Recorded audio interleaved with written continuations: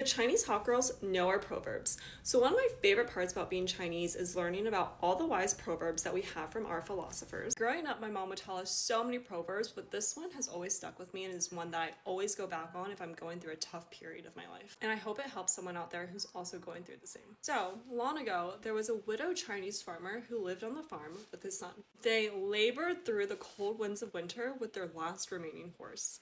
And one day, the son forgot to lock the gate properly and the horse ran away.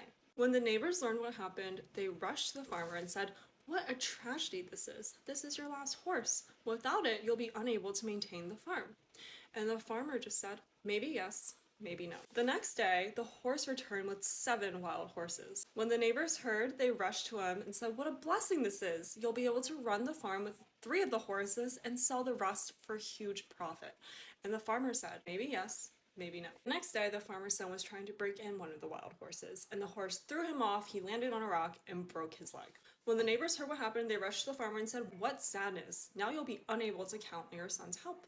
And the farmer said, "Maybe yes, maybe no." The next day, a general from the army came to recruit all the young men in the village to enlist help in fighting a brutal enemy. The father's son, because of his broken leg, was not recruited. When the neighbors learned what happened, they came to the farmer and said, "What a blessing! Your son avoided certain death on the front lines of the battle."